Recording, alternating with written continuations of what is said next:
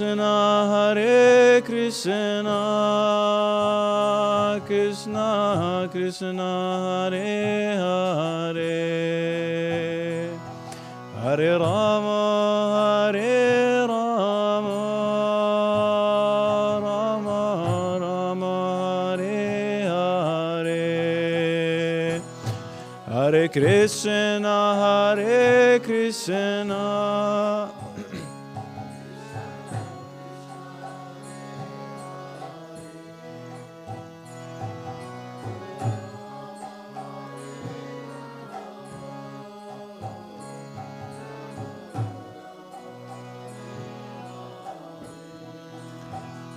Hare Krishna, Hare Krishna, Krishna Krishna, Hare Hare, Hare Rama, Hare Rama, Rama Rama, Hare Hare, Hare Krishna.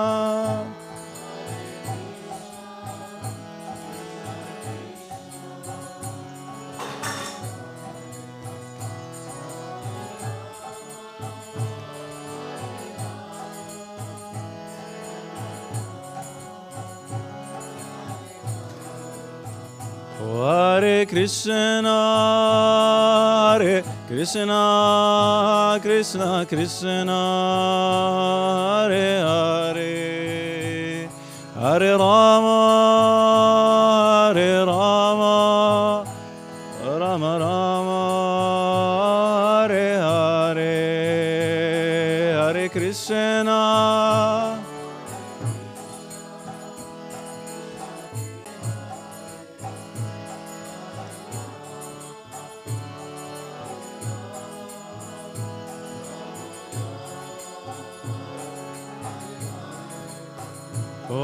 Hare Krishna, Hare Krishna, Krishna Krishna, Hare Hare, Hare Rama, Hare Krishna.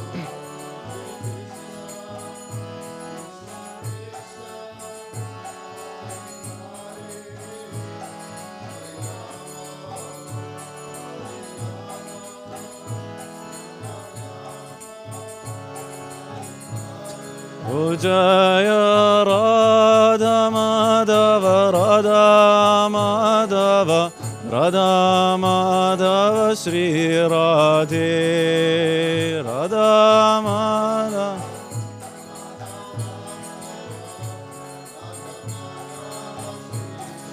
Jaya Prabhupada, Prabhupada, Prabhupada, Jaya Jaya Prabhupada.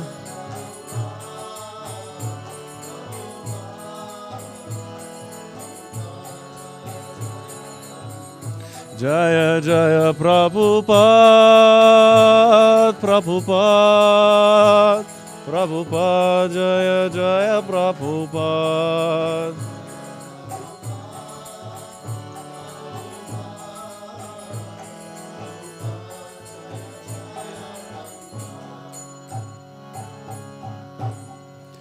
Shri Radha Madhava ki.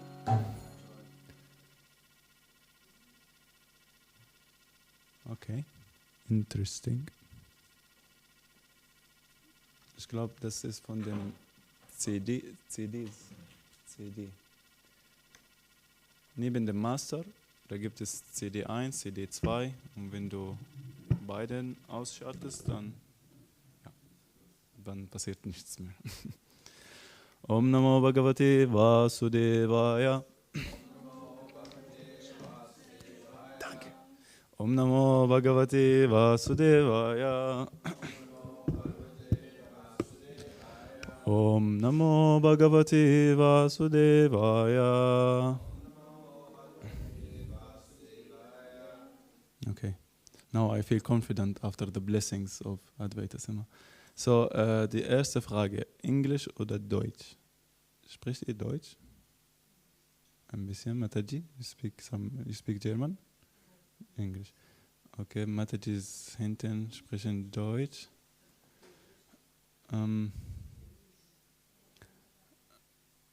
Okay, würdest du dann ins Deutsche übersetzen, bitte? Nach dem Chanting, okay. Und ich brauche auch was zum Chanting.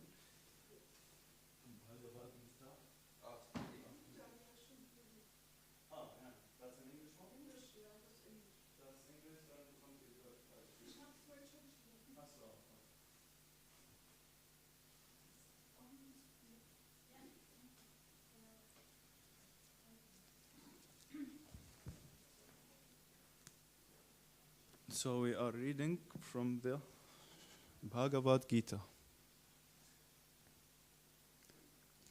As it is by His Divine Grace, Abhaya Charana Ravinda, Bhakti Vedanta Swami Srila Prabhupada Ki Jai. And that's chapter number 13, entitled Nature, the Enjoyer and Consciousness. Verse number 29 is on the board. Samam Pashyanhi Sarvatra. Okay. Samam Pashyanhi Sarvatra. Samam Pashyanhi Sarvatra. Samavastitam Ishvaram. Samavastitam Ishvaram. Nahinasti Atma Atmanaha.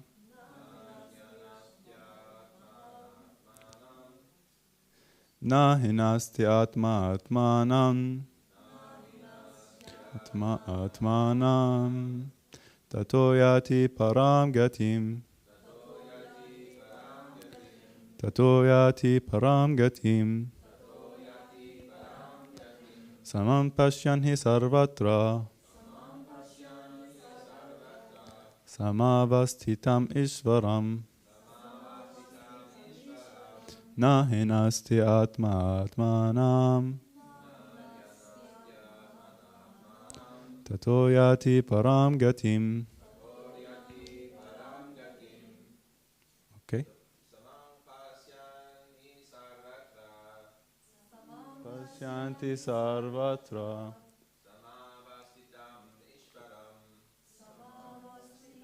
Ishvaram. Nahinasti atma atmanam. Tato yati param gatim. Prabhu, you'd like to try?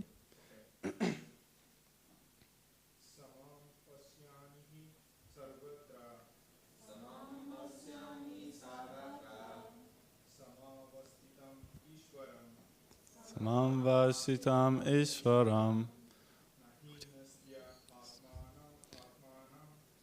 Nahi snata atma atmanam. Tato yati param gatim. Mataji's? Samam pashyanhi sarvatra. Samavishvatam ishvaram. Nahinasti atma atmanam. Tato yati param gatim.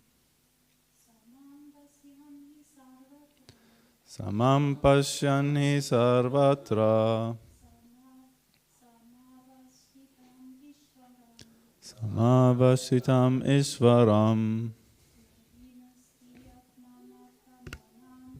Nahinasti atma atmanam. Tato yati param gatim. Samam pashyanhi sarvatra. Samam vastitam ishvaram. Nahinasti atman atmanam. Tato yati param gatim. Samam, equally. Pashyan, seeing. He, certainly. Sarvatra, everywhere. Samavasthitam, equally situated. Ishvaram, the super soul. Na, does not. Hinasti, degrade. Atmana, by the mind. Atmanam, the soul. Tata, then. Yati, reaches. Param, the transcendental. Gatim, destination. Translation and purport by Srila Prabhupada. One who sees the super soul equally present everywhere in every living being does not degrade himself by his mind, thus approaches the transcendental destination. Purport. The living Krishna, the living entity, by accepting his material existence, has become situated differently than in his spiritual existence.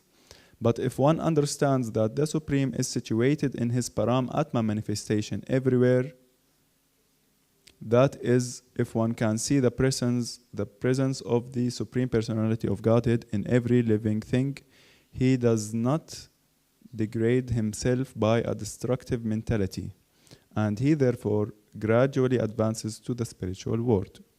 The mind is generally addicted to sense-gratifying processes. But when the mind turns to the super soul, one becomes advanced in spiritual understanding. Om Ajnana Tirmandasya Jnananjana Shalakaya Chakshur Umilitam Yena Tasmai Shri Gurave Namaha. Shri Chaitanya Manubhistam Stapitam Yena Bhutali Svayam Rupa Kadamayam Dadati Sva Padantikam. Vanchakalpatrubhyasya Kripasindhuvevacha Patitanam Pavanibhyo Vaishnavibhyo Namo Namaha. Jai Shri Krishna Chaitanya Prabhu Nityananda Shri Advaita Gadadhara Shrivas Adi Gaura Bhakta Vrinda. Hare Krishna, Krishna Krishna, Hare Hare, Hare Ram, Ram Ram, Hare Hare. Hare Krishna, Krishna Krishna, Hare Hare, Hare Ram, Ram Ram, Hare Hare. Hare Krishna, Krishna Krishna, Hare Hare, Hare Ram, Ram Hare Hare.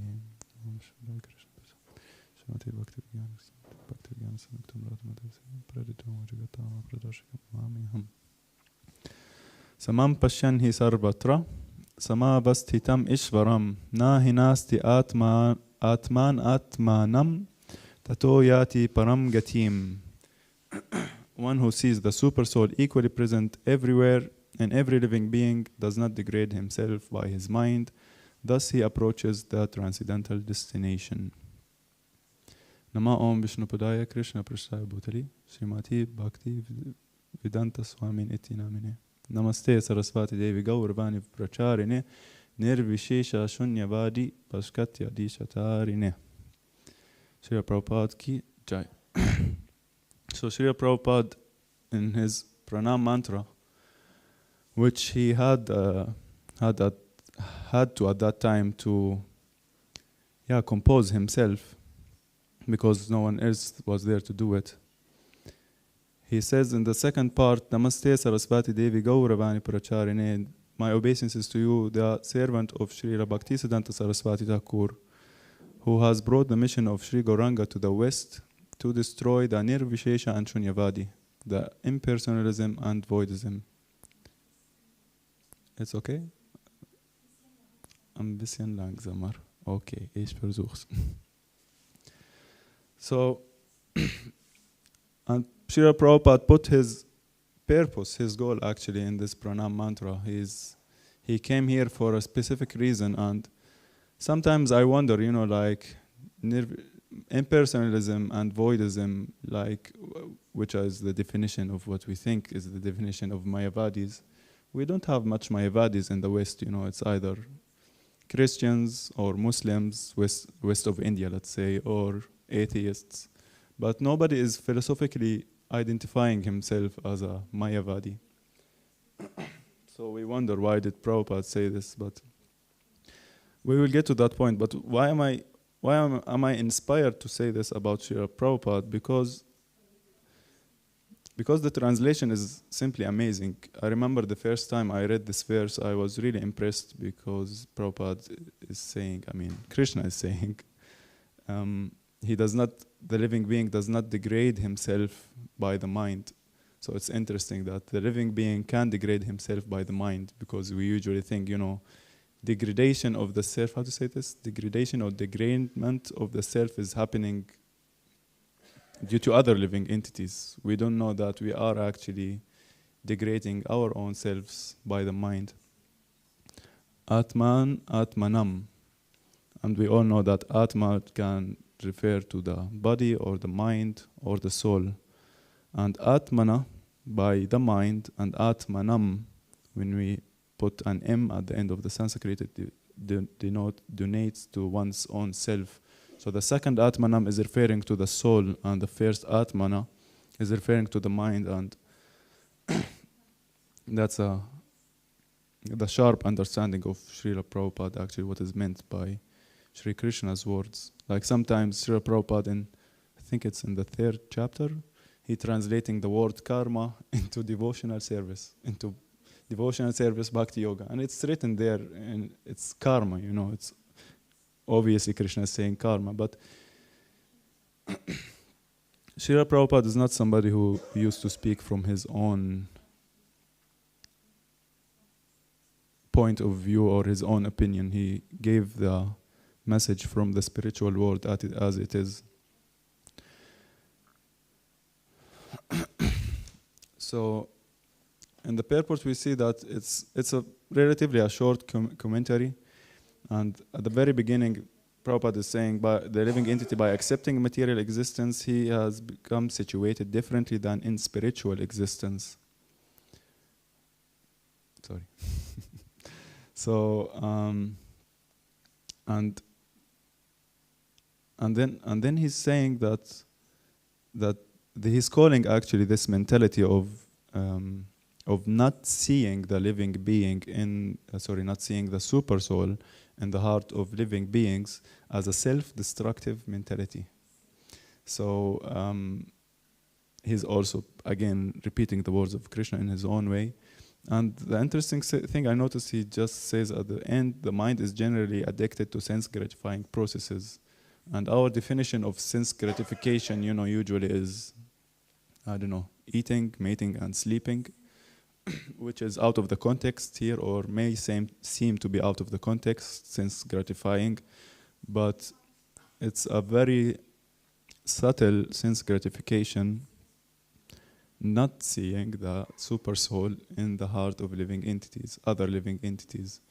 Meaning, by not seeing the super soul in the heart of living beings, that we are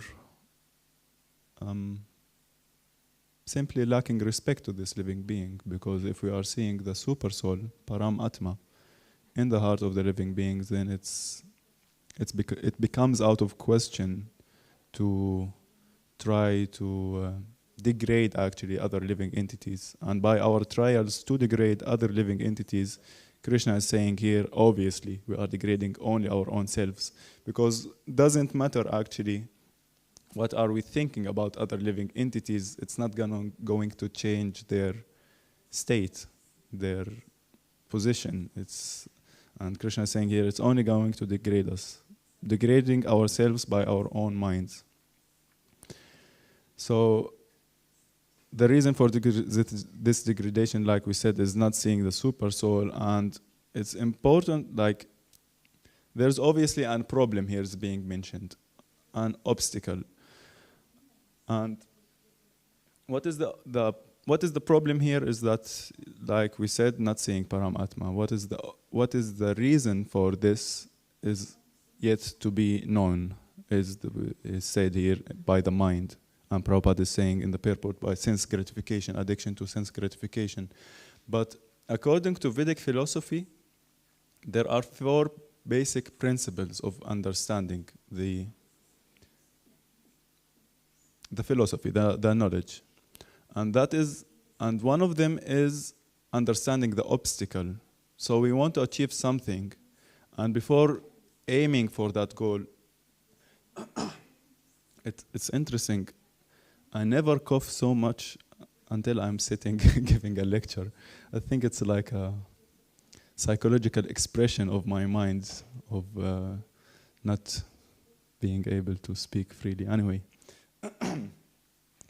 so the four basic principles of the Vedic philosophy is the last one is actually recognizing the obstacle, which is a very important, let's say, principle, on the way.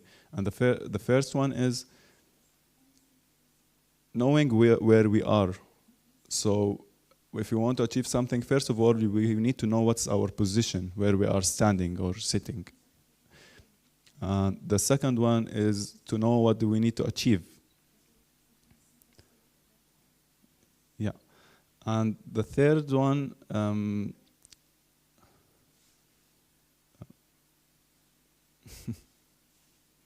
the obstacle, the obstacle is number 4. The third one is knowing the process or the means that we need to achieve the goal.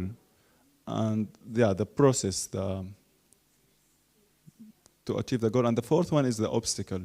So the first one is to know our position. The second one is to know the goal that we need to achieve. The third one is to know what are the means, what is the process that we want to achieve this, and the last one is the obstacles. So in any this is the basic principles of Vedic philosophy, and what we see here actually the obstacles is that, like we mentioned, not seeing the super soul, but I want to talk about these obstacles that are actually stopping us from having a transcendental vision, Sama Pandita Darshana had, like seeing all living entities are as part of Krishna, and having actually a feeling or a relationship to the living entity. You cannot have relationship with every living entities, but let's concentrate on a devotee society, on a society of devotees. So the main obstacle is actually, which is again in the Pranam mantra of Srila Prabhupada, is impersonalism. And this is the first and foremost and the main reason for our misunderstandings, for our lack of communication, for our problems, and ultimately it's being expressed in problems in devotee communities and devotee societies. So, and the other problem is also lack of respect, or obstacle. And I cannot say this is another obstacle actually. I don't want to do it so systematically like obstacle number 1, obstacle number 2, but the lack of respect is actually ultimately interrelated to this impersonalism. And we are devotees, we practice bhakti yoga, we do our best, but actually until this very important principle of respect to other living entities is not deeply implemented in our lives, practicing bhakti remains shallow, artificial. So we are actually practicing bhakti artificially and forgetting the first and foremost important principle, which is respect. So, I come to the temple, I move to the brahmachari ashram, I start waking up every day at 4 o'clock. After 1 week, I think I'm a pure devotee because I woke up 7 days in a row at 4 o'clock. Come to Mangala Arati, chant and dance and then chant our rounds, 16 rounds, listen to beautiful philosophy Bhagavatam lecture, take prasad, do service, and all of this is a nice, beautiful program, of course. But sometimes we tend to dive in to start doing it in a mechanical mode, forgetting actually the essence of this. Sometimes we think actually these regulation and regulative principles are actually the goal, although they are the means to achieve the goal. But back to the point, actually, this culture of respect that is existing between the devotees is actually, it's just the beginning, technically. It's, of course, an important pillar. It's not just for beginners, but it's it's essential to start speaking that about the culture of bhakti. So Prabhupada is saying that in the purport, he's talking about material existence and spiritual existence, which at some point you also find out of the context, like why are we talking now about material and spiritual existence, although we are talking about a super soul and his existence in all living entities. So simple words, the spiritual existence is where we exist, full of knowledge and bliss, in knowledge of our relationship with Krishna, eternal knowledge, eternal bliss, and knowledge about our relationship with Krishna. And the material existence is simply with ignorance about our relationship with Krishna. And how, let's just think about it for a second. How is it related to develop our relationship with Krishna? How is seeing the super soul in every living entity related to developing our relationship with Krishna? And the simple answer is this: because we are in such a position that we cannot actually hope to develop our relationship with Krishna directly. We need a means. And our relationship with other devotees, with other living entities and human beings are actually the linking process to our relationship with Krishna. Srila Prabhupada is often saying, like, don't think that you can become a pure devotee or develop your relationship in Krishna while sitting in your own house or in your own room in the brahmachari ashram or wherever. It's simply impossible that alone, without this very important need, actually, it is an essential need to develop our relationship with Krishna. So each one of us has his physical needs, his mental or intellectual needs, and emotional needs, or you can say social needs, and ultimately our spiritual needs. And sometimes we may think, no, I just want to chant Hare Krishna and do bhajan and minimize my association, because nobody understands me or nobody is on my level, nobody is so advanced like me. It would be so nice if everybody understood Krishna consciousness or understood life as much as me. This is called dambha, arrogance or hypocrisy. False pride. We think that we are. It's simply arrogance. No need to put definitions now to the word. I lost my point now.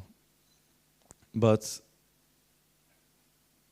developing our relationship with the devotees is the only means to go through this process. And if there is any inclination inside of us, then we need to really look sincerely and conscientiously in our hearts if there is some reluctance to go into deep relationship with others. And by saying relationship, some may think a loving relationship or a conjugal relationship with a partner. No, not only this. Like, it's a relationship with friends, relationships with family, relationships with devotees on our same level, with senior devotees, with junior devotees, and of course the Bhagavatam, especially now the canto we are reading, 29th chapter, is talking at the end about the different kinds of respects that you should offer to living entities based on their position. Srila Bhaktivinoda Thakur is singing in his bhajan, Gurudev, he's praying that, dear Lord, please give me the intelligence by which I can understand how much respect I should give to all these living entities. So we need to really look and sincerely, like, if we have this reluctance to build up a natural, healthy relationship with others, this is another manifestation actually of impersonalism. And this impersonalism, like we know, that the more you go west, the more it's prominent. It's today's society. It is based on impersonalism, on machines. Relationship with the machine is becoming so much more important to people and intimate than relationship with other living beings. Of course, anybody who has been to India or who has met Indians, they know how personal they are, let's be honest. And now I feel shy kind of to say this in front of the presence of our dear Indian devotees here. But they are simply too personal, you know. Of course it's never too personal, but they appreciate, you know, they know what's most important, and the most important is actually the human beings I'm interacting with. I'm a relationship between me and myself, my others, and with God, with Krishna. But nowadays, you know, like teachers are saying children are becoming simply dull because they are being raised up, you know, dealing with gadgets, like with phones and with tablets and machines. And of course it's very easy to deal with machines, you know, because I open my phone, I press this button and I press that button, and it does exactly the same thing I want it to do. So I go to my car, I turn it on and I drive. Okay, sometimes it does some things that I don't want to do. But the point is that if we are spending too much time actually with these gadgets and technologies, and now we're speaking mainly about children when they are doing this, they are just becoming kind of used to it, that they are having a big difficulty how to enter a relationship, how to start a relationship with other children, with others simply. This like the communication skill and this experience, this science actually you can say of a relationship is just becoming more and more irrelevant. And the more we go to the West, the more it becomes irrelevant. And Srila Prabhupada, again, he says, he came to end this. He came really to end this impersonalism, because the whole atmosphere is simply contaminated by this. Of course, again, back to the point, like we think there are no Mayavadis here in the West, in Europe, in Germany, in the States, in America. But in reality, the Westerns are more impersonalist than the Mayavadis, because the Mayavadis in India are even more personal than the Hare Krishna, than the Westerns here. So yeah, and this is also back to the point related to respect, because when I respect somebody, then I want to build up a relationship with him, because I know, especially if he's a devotee, I mean in our case it's mainly only devotees, then when we see a devotee we should appreciate it, because devotees are, I don't know if you noticed, are minority and you don't find a lot of devotees. And once we see a devotee, then we start just trying to find faults and degrade ourselves by the mind. Yeah, of course, he's nice, he's devotee, he's chanting 16 rounds, he may be initiated, he may be singing nice bhajans, giving nice lectures, but, and always there's a but. There's a saying that everything, what is it? That everything you say before but doesn't count. We may be glorifying somebody and saying nice things, but, and then actually the only thing that you mean is after the but.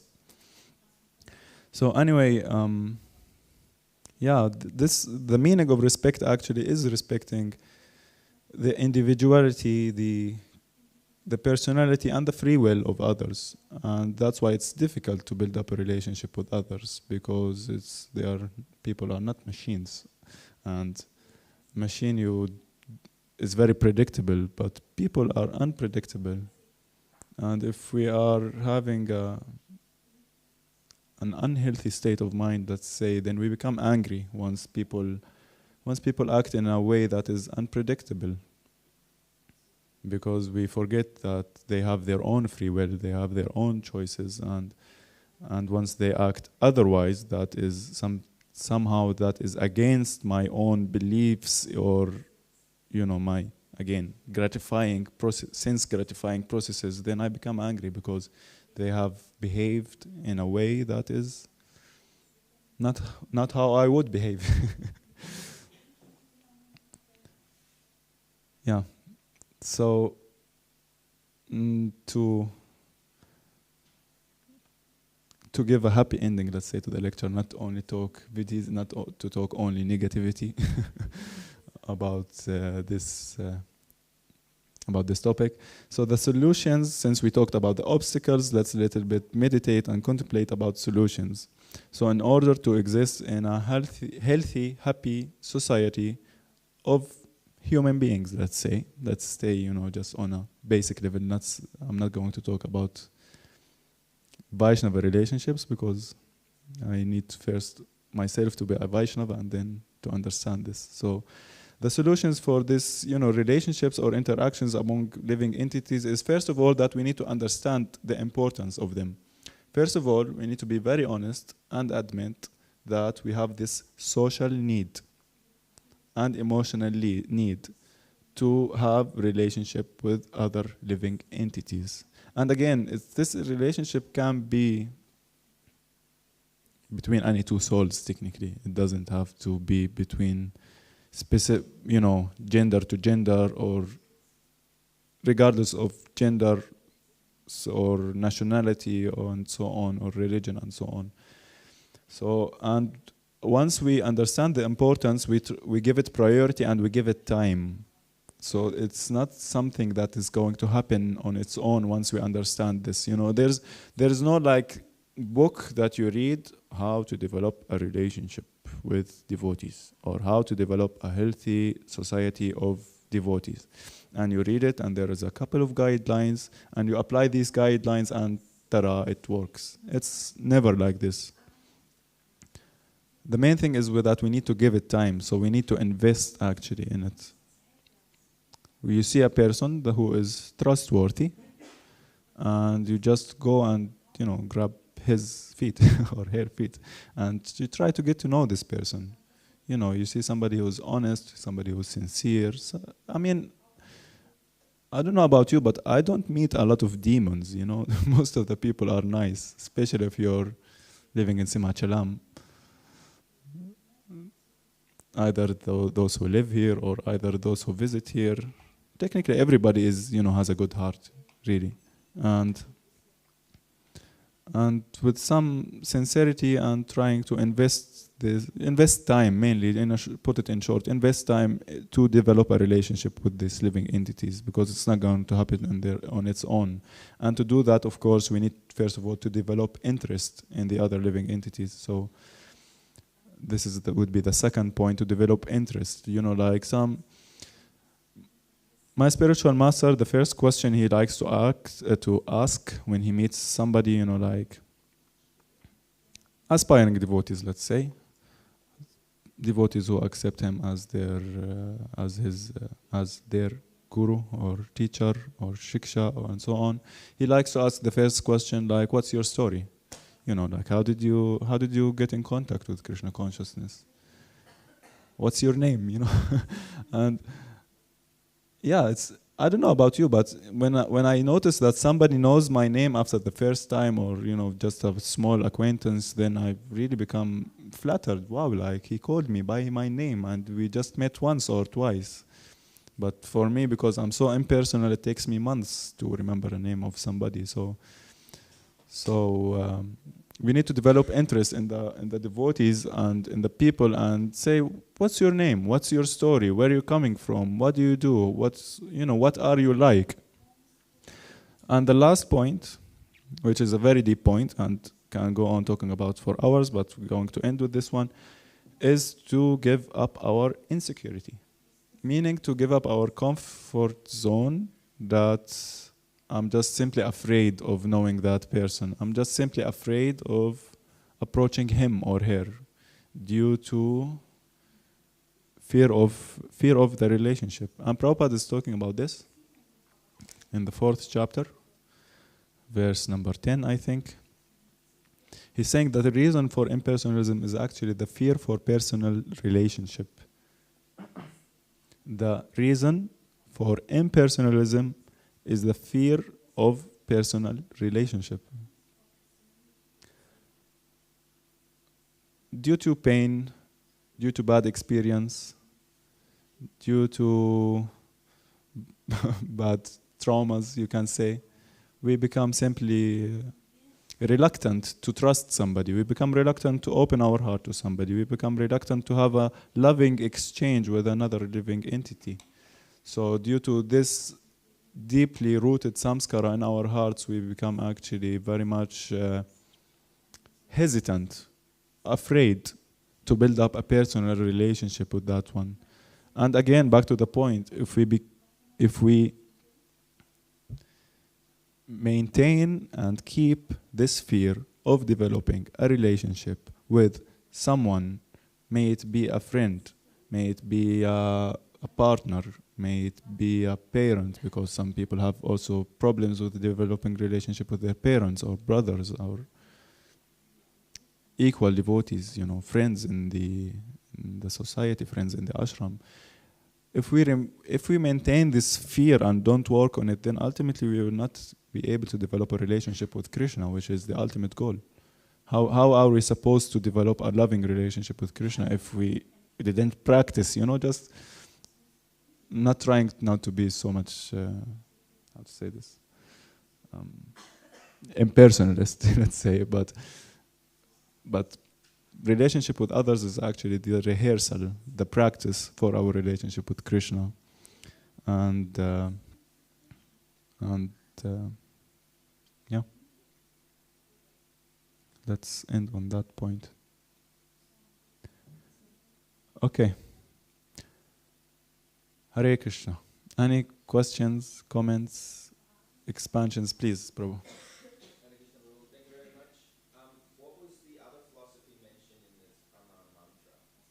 The other philosophy mentioned in Pranam Mantra that Prabhupada came to defeat Nirvishesha Shunyavadi, voidism, no? Right. Yeah. So how is the less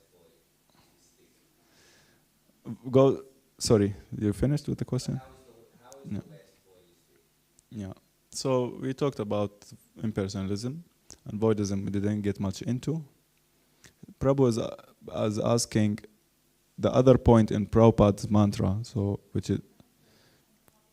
is voidism.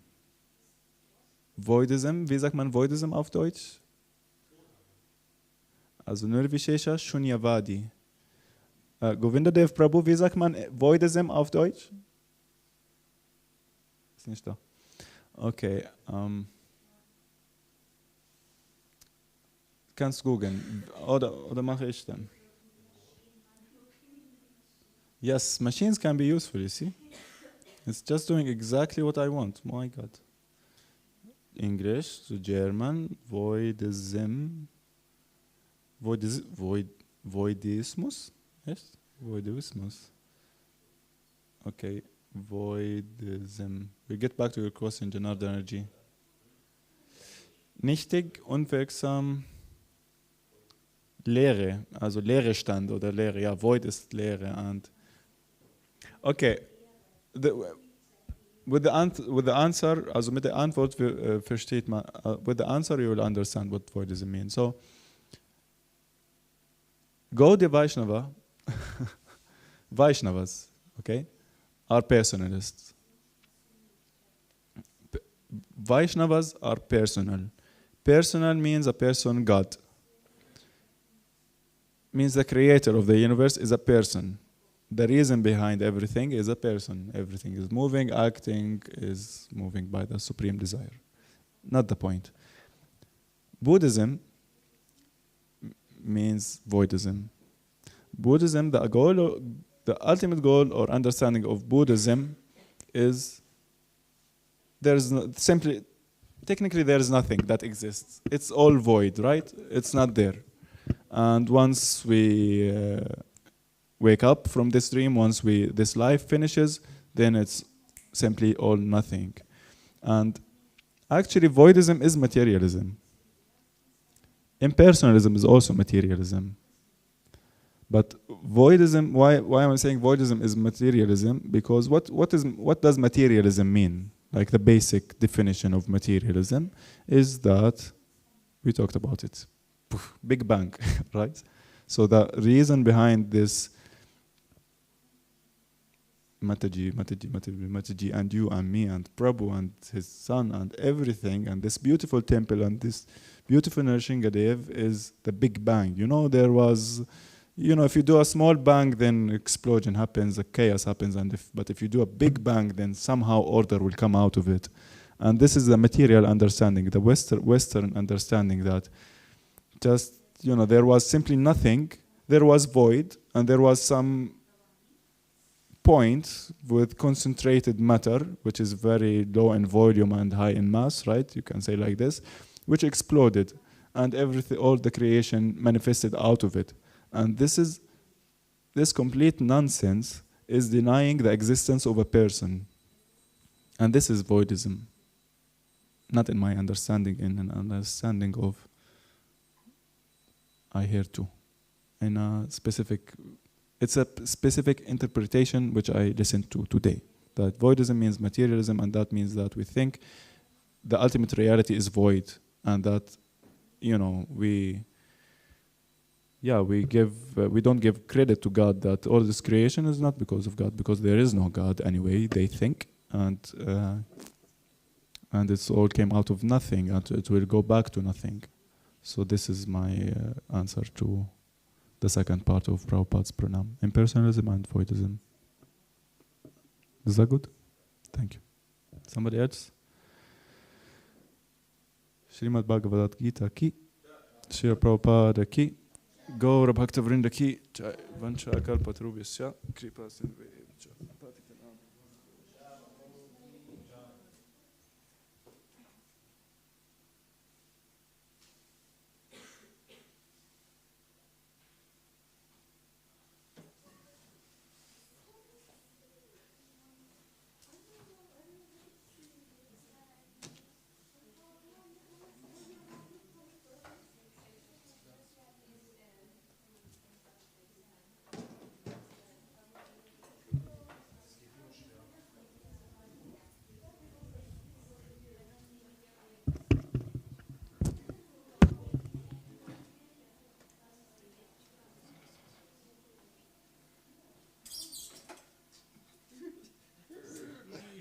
Burnouts. See if we can do a donut with this thing, yeah? Yeah. You know, donut? Donut. Also from, oh yeah.